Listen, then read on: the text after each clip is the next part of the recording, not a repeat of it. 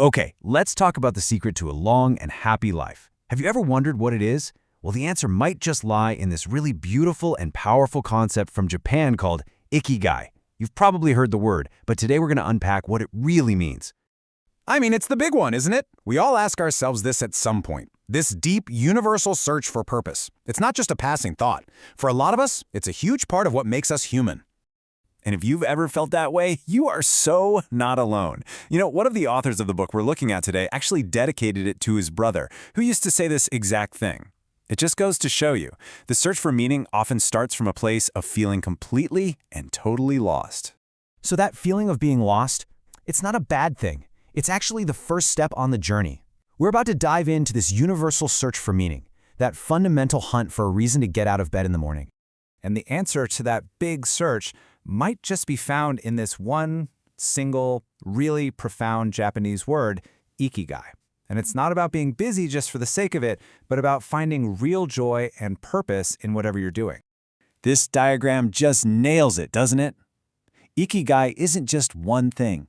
It's that magic spot right in the middle, the sweet spot where four huge parts of your life all come together. What you love, what you're great at, what the world actually needs, and, yeah, what you can get paid for. So how do we unlock this thing? Let's see how Ikigai grows from just a cool diagram into a whole philosophy for life, one that goes way, way beyond just your job or your career. This is about your entire reason for being. And get this really drives the point home. Having a purpose, an Ikigai, is so baked into the culture in Japan that the idea of just stopping, of retiring and leaving your work for good, that concept doesn't really exist. People keep doing what they love for as long as they possibly can. But okay, is Ikigai just a nice idea, or does it actually work in the real world? Does it have real effects? Well, let's look at the proof, and we'll start with the places where people live the longest. So scientists have found these 5 places around the world they call blue zones, little pockets where people live these extraordinarily long, healthy lives. And look what's at the top of the list. Okinawa, Japan, where having a strong sense of Ikigai is a huge part of the culture. One of the biggest secrets from the folks in Okinawa comes down to this number. It stands for a rule they call Hara Hachi Bu, which basically means you only fill your stomach up to 80%. It's all about moderation, right? Not overloading your body. And here's another really powerful secret: community. In Okinawa, they have this concept called a moai. Think of it as your built-in support crew for life. It's a network of friends that gives you emotional and even financial security for your entire life. Just incredible. Now, besides diet and community, Ikigai also helps fight a uniquely modern problem: stress. And this chart, wow, it lays it out perfectly. Our ancestors, right? They faced intense, short bursts of stress, like a tiger chasing them. But us, we live with this constant, low-level buzz of stress from emails, notifications, and deadlines, and that just wears you down over time. Okay, so if the goal is to find that purpose and cut down on all that chronic stress, how do we actually do it? How do we apply this to our crazy busy lives? Well, the key is finding a state called flow.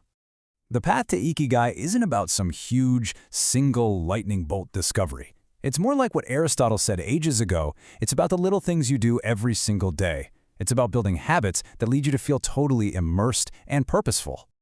You know this feeling, right? The psychologist Mihaly Csikszentmihalyi called it flow. It's that magical zone where you're so deep into what you're doing that time just vanishes, your worries disappear, and you and the activity kind of become one. It is the best. So how do you find it? The sweet spot for getting into flow is right here in the middle. It's not a task that's so easy you get bored, and it's not one that's so hard it makes you anxious. It's about taking on a challenge that's just a little bit beyond what you can already do. So how can we get more flow into our lives? Well, you can actually design it. It boils down to these 3 simple but super powerful strategies. This isn't just a list, it's a recipe for getting deeply and meaningfully engaged with your life. Now let's be real. Concentrating on one thing is probably the biggest challenge for most of us these days. Our brains are pulled in a million directions. But here are some super practical tips right from the book to help you get your focus back from all the digital noise. When you step back and look at all of it, the blue zones, that 80% rule, your moai, the state of flow, you realize it all points back to this one central, powerful, life-changing idea. You know, the journey to find your Ikigai, it's a patient search. It's not out there somewhere. It's hidden deep inside you already. It's not about finding the perfect job. It's about discovering what truly makes you feel alive. So, I'll leave you with this question. What's your reason for being?